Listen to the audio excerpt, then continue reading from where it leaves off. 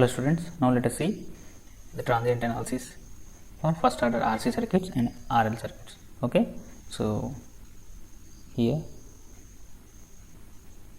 we are going to see for first order RC circuits and first order RL circuit. So we are going to find source free response and forced response for each and every circuit. Okay, so for RC circuit we are going to find source free response as well as forced response, and for RL circuits also we are going to find source free response and forced response. Okay, so what is a source free response here? Here the name itself is indicating source free, that means it is having no source, that is the circuit is having no source, and we are going to see the behavior of the circuit at that condition, that is source free response. Then what is forced response? That means we are going to connect a source to the circuit and we are going to see what is happening just after connecting the source to the circuit, that is forced response, that is with a source. Okay, now here we are going to have different differential terms. Okay, so time domain also of RC and RL circuits will have different differential terms. They are examples di by dt and dv by dt. That means, so for a current through capacitor we are going to find C into dB by dt. Okay, so this is one term we are going to get for current expression of capacitor. For a voltage across inductor we are going to get a term, that is di by dt here. Okay, so these are differential terms. Okay, we are going to get differential terms while solving for currents in case of RL circuits and voltages in case of RC circuits. Okay, we are going to measure currents in case of RL circuits. Okay, RL circuits, the variable we are going to measure is current. For RC circuits, the variable we are going to measure is voltage. Okay, so we are going to get these differential terms in the equations, KVL equations. So how to solve a circuit having differential terms, a equation having differential terms? So there we have to take the help of differential equations, that is linear differential equations. So these topics have already been covered in your PUC 1 and 2 mathematics. Okay, so we are going to take the help of those linear differential equations.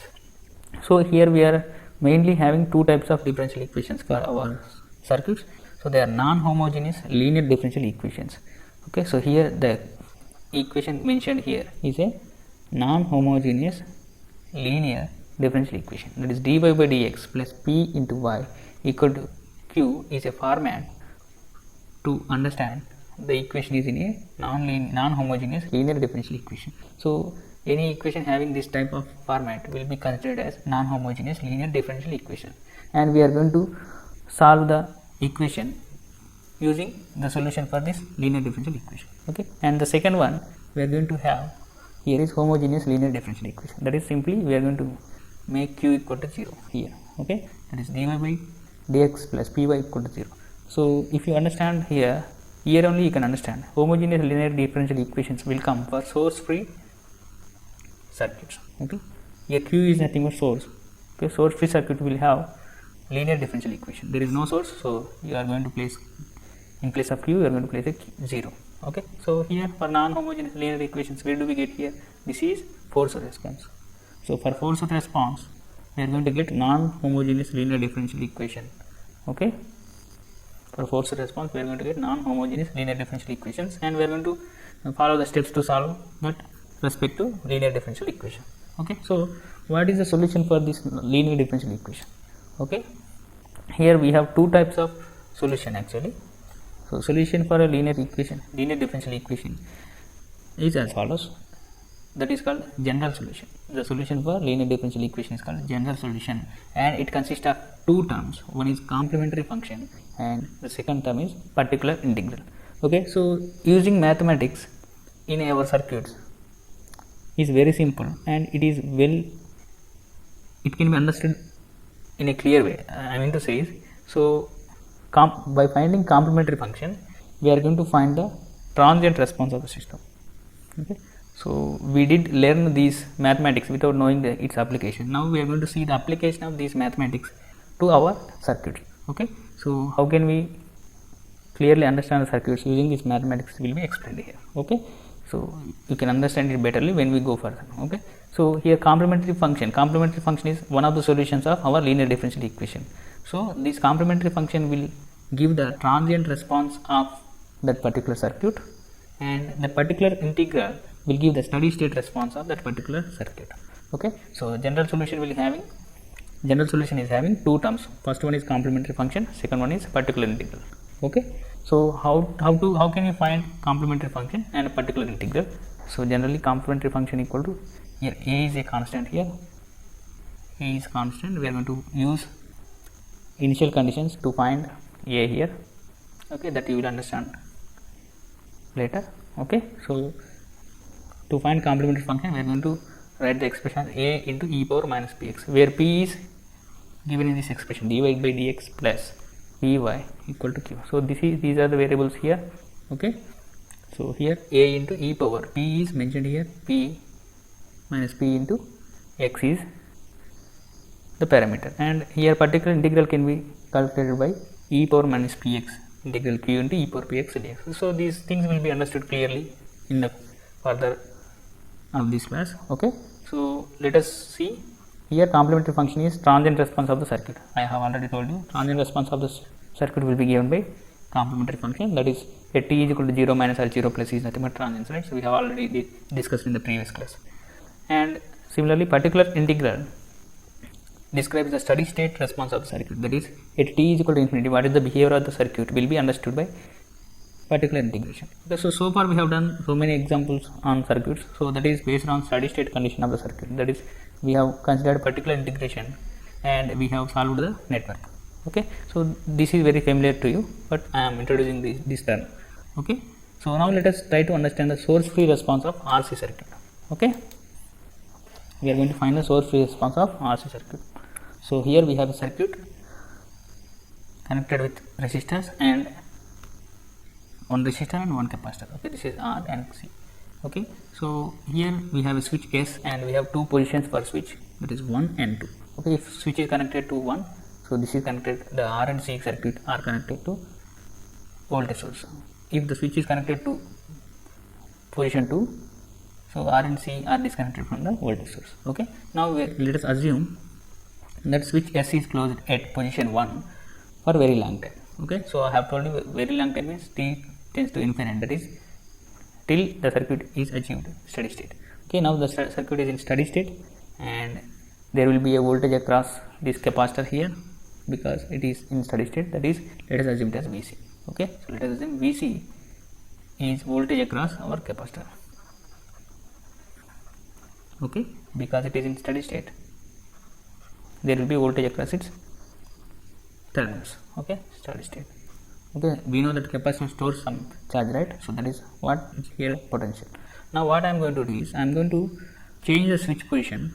I am going to change the switch position to, okay, here it is written. Now we are going to change the switch to position 2 and we are going to see the transient behavior of the circuit. Okay, this is what we are going to find. So far the R and C elements are connected to the voltage source and they are connected to the voltage source for very long time, that is they are attained steady state. Okay, so there will be a voltage across capacitor, that is Vc. Okay, now we are going to disconnect the switch from position 1 2 and we are going to connect it back to position 2. Okay, we are going to connect the circuit like this. Okay, so this is the circuit, I am redrawing it here.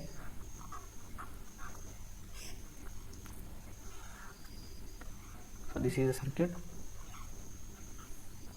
plus or minus voltage. Now I am going to change the circuit switch position to this number 2 position, that is like this.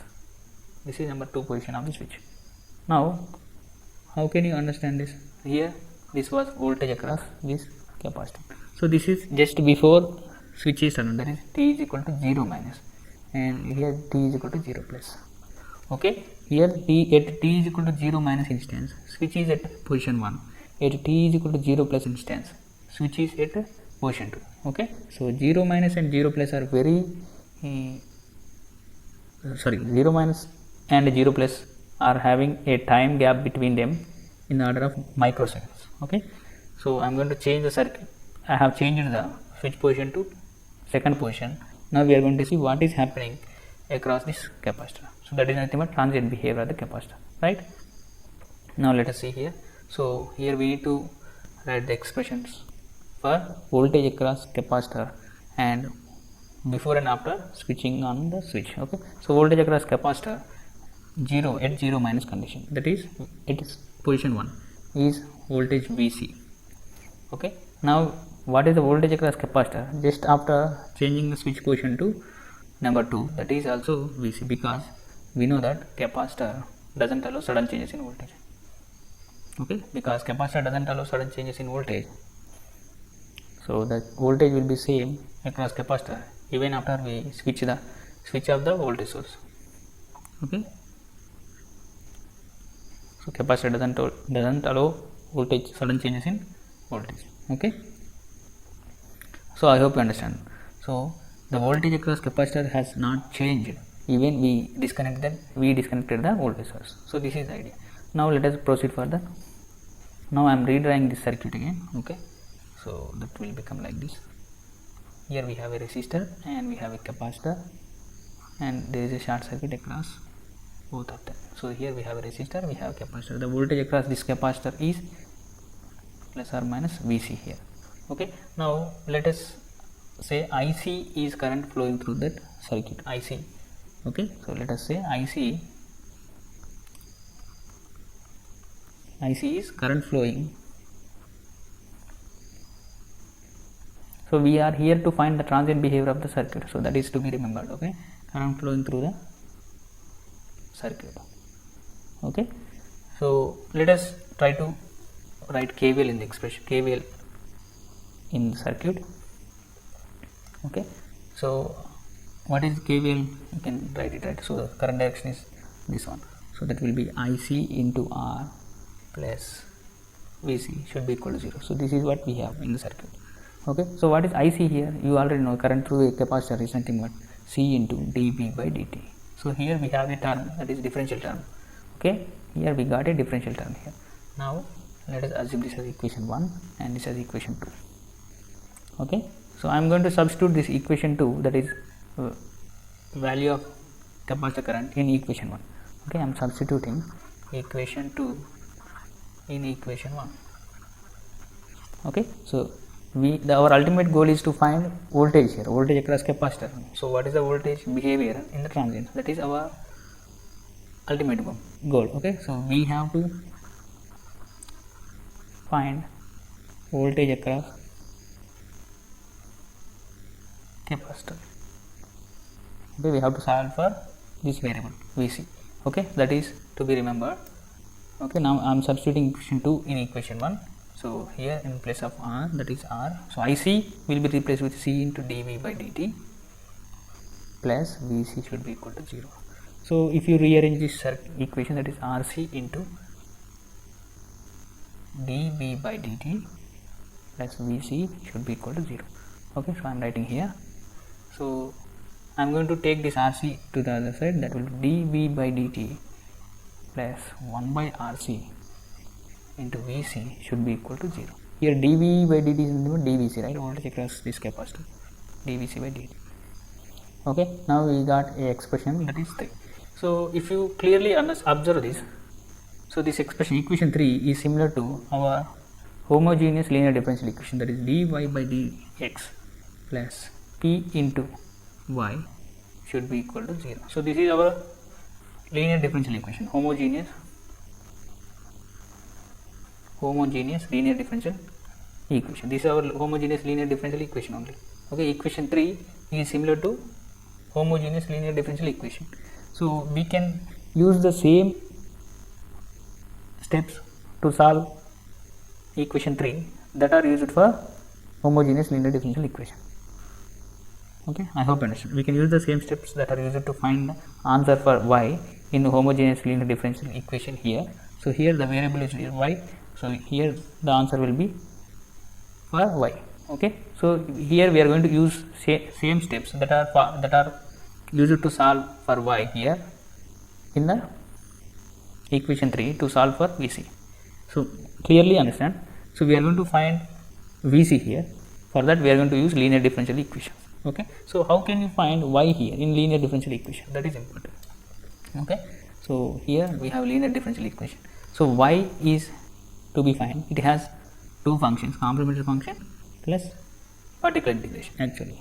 So any linear differential equation has these two solutions, but for a source free response particular integration will be 0, because particular integration equal to e power minus p into x integral q into e power px dx.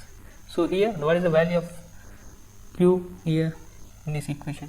So here q equal to 0. So if you substitute 0 in place of q, the particular integration will become 0. That's why for source free responses, particular integration is 0. So these things have already been taught to you in PUC 2, I think. Okay, so that's why for the source free responses will only have what? Will only have complementary function, because particular integration is 0, so they only have complementary function. Okay, so here we are going to find complementary function only, which is equal to a e power minus px. Okay, so here let us rewrite our equation, that is equation 3 I am writing here. Okay, dvc by dt, equation 3 here, dvc by dt plus 1 by rc into vc should be equal to 0. So here in p equal to 1 by rc, if you compare equation star, let us assume this as equation star here, so this is equation star. Okay, so we have to compare equation star and equation 3. Okay, so the result will be comparing equation star and equation 3. Okay, so you are going to get p value equal to 1 by rc. Okay, and here we need to find vc. Okay, so the solution will have vc will be having only complementary function here, that is nothing but a e power minus p into x. This is complementary function solution. Okay, so here a is constant, so e power minus p, in place of p I am replacing with 1 by rc into here x is t, here our variable is t. Okay, so this is vc. Okay, so this is what we have obtained so far, value of voltage across capacitor. Okay, now we have a constant here a. So how to solve this a? So I have told you for complementary function, in a complementary function, to solve for constant we need to apply initial conditions. This is very important. Initial conditions should be applied. If you apply initial conditions, you can find the value of that a here. So let us assume this is equation 4. Okay, because we have 3 equations. Now I am going to apply initial conditions here. If you observe this carefully, this is very important step here. Okay, so what is mean by initial condition here? So we had a circuit like this. Okay, R and C, and we had a voltage source V. Okay, so this is what we had earlier, RC. So this was the position of switch at position 1. This is position 2. So what is initial condition? Initial condition means, so at t equal to 0 minus, so the switch is at position 1. Okay, and what is the voltage across this capacitor? Because it is connected for long time, so voltage will be V. Let us assume V, because generally what happens is, so what is the behavior of capacitor for steady state? That will be acting as open circuit. Okay, I have already told you. So capacitor will act as an open circuit for under steady state condition. So we have connected a voltage source for very long time, so capacitor must have attained steady state value. So the capacitor will act as open circuit. If the capacitor is open circuited, so that there will be no current flow in this loop. So this resistor is redundant. Okay, because there is no current flow, there will be no voltage drop across this resistor. That is redundant resistor. So the entire voltage source voltage will be applied across this capacitor. So that is the idea. So in this condition, what is the voltage across capacitor? That is voltage of the source. Okay, so that's why I have mentioned Vc equal to V here. Now at t is equal to 0 plus, at t is equal to 0 plus, I have changed the switch position to second position. So now what is happening? So we cannot change the voltage of a capacitor suddenly. So Vc 0 plus is also V. So there is no change in the voltage. So this is what we have discussed so far. Now I am going to apply these conditions to equation 4. So what is the value of Vc at, so initial condition means at t is equal to 0. At t is equal to 0, what is the voltage across capacitor, that is V, okay, equal to A into e power minus 1 by RC into, in place of t, what is the value t we are mentioning? We are having the value of capacitor voltage V at t is equal to 0. So I am substituting 0 in place of t. So if you rearrange this, V equal to A e power minus, so this whole term will become 0, that will be 0. So e power 0 will be 1. So V equal to A, that is nothing but the value of A equal to B here. Okay. So I have applied initial conditions here to get the value of A here. Okay. So I am going to substitute this A value in equation 4. Okay. Substituting. So let us take it as equation 5. Substitute equation 5 in equation 4. Okay. So that is Vc equal to A into e power 1 by RC, right? E power minus 1 by RC into t. Okay. So I am substituting A value, that is V here, into e power minus 1 by RC into t. So this is the value of capacitor voltage in transient period. Okay. This is voltage across capacitor for source free operation. So I hope you understand. You will understand it clearly when we proceed further. Okay. So this is the voltage across capacitor when we change the switch position from 1 to 2. Okay. So what is this expression is telling here? So that this is also one important thing here. So what is this expression is telling? So at the time of switching from position 1 to 2, here we have, let us take this scale here.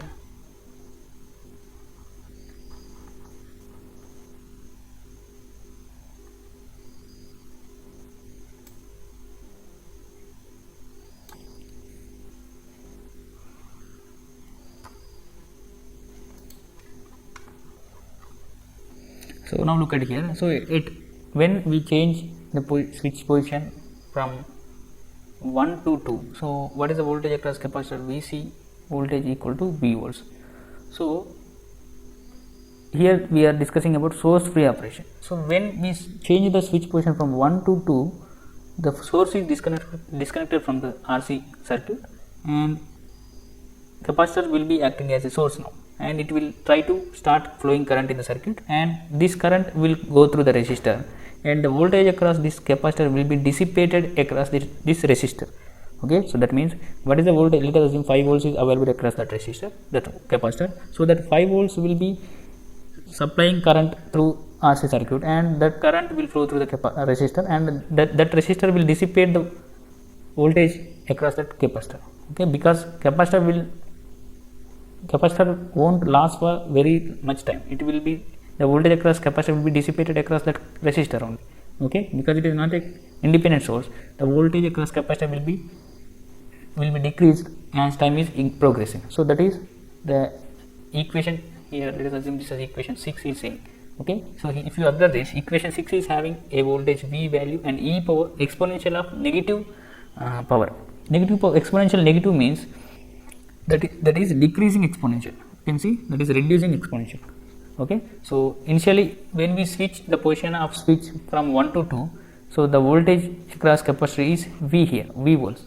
So okay. So at t is equal to 0, let us take on x axis, let us take time t, and y axis voltage across that capacitor. Okay. So at 0 condition, at t is equal to 0, what is the voltage across capacitor? That is at t equal to 0, voltage across capacitor is V volts only. So if you substitute the value of t here, okay, that is at t is equal to 0, the voltage is V. So at t is equal to some value. So let us change the t value to some value which is equal to RC value. Okay. So the value of t, I have changed the time is progressing, and it is equal to the value of R into C values.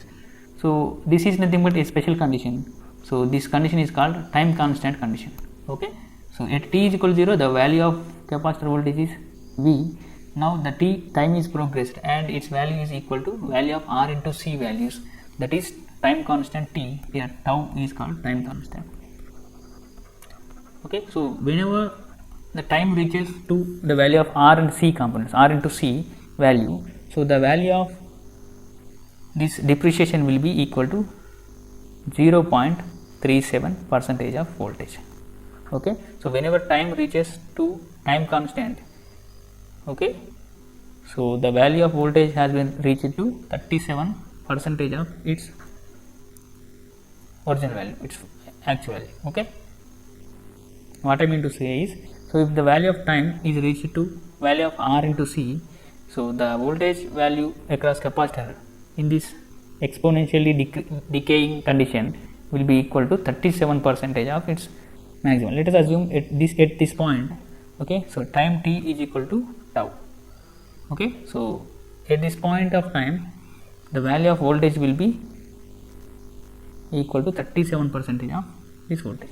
This is the condition, 37%.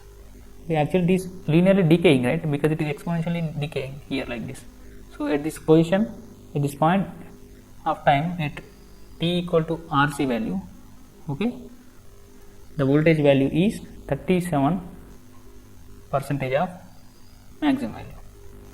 Okay, so it will decrease further if you see that if the time is 2 times of tau, the value is further decaying. If it is 3 tau, it is further decaying. It is 4 tau, it is further decaying. And if it is 5 tau, if time is 5 tau, it is almost come to 0. Okay, voltage value almost come to 0. That means for 1 tau, generally for 1 tau, the value of voltage will be decayed by 0.36 volts. For 2 taus, it is 0.135 volts. For 3 taus, it is 0.005 volts. For 4 taus, 0.001 volts. For 5 taus, it is 0.0007 volts. That means for when time reaches 5 time constants, so the value of voltage across capacitor is almost equal to 0. Okay, it is almost dissipated across its resistor. Okay, so that is the idea. So this is very important thing to remember. Okay, here voltage is decaying. Once we disconnect the RC circuit from voltage source, we will be having some voltage across capacitor. So thus that voltage will supply some current through that resistor. So resistor is a dissipating component. That voltage across capacitor will be dissipated through that resistor, and the voltage across capacitor will start decaying linearly as time is progressing. Okay, here this. So whenever the time value equal to tau, that is RC value, whenever time equal to tau, so the voltage decreasing will be equal to 37% of its initial value. So this is 0.37 volts. So at t is equal to tau, the voltage available across capacitor will be 0.37 volts. That is 37% of its initial maximum value. Okay. As time is progressing, the value voltage across capacitor will be further decayed and it will be dissipated across that resistor. And as time reaches 5 time constants, that is 5 taus, total voltage across capacitor will be dissipated through that resistor. That means there will be no voltage across that capacitor and the entire voltage has been dissipated across that resistor. So here time constant tau will plays major role here. Okay, so the more is the time constant, the more time it will take to dissipate the voltage across capacitor. Yes, okay, here the time constant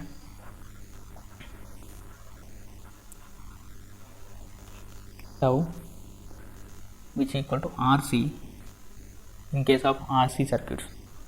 Okay, so the more is tau, the more time it will take to dissipate voltage across capacitor. Okay, so this is one important thing to remember. So you can find a value of tau which equal to R into C values given in the circuit. Okay, if you multiply R into C values, you are going to get the tau value. Okay, so this tau value will be different for RL circuit, and the tau value will be different. The value of voltage at t is equal to tau will be different for exponentially increasing thing. Okay, if the circuit is having a characteristic that is having exponentially rising characteristics, okay, so the time constant, the value at t is equal to time constant will be different.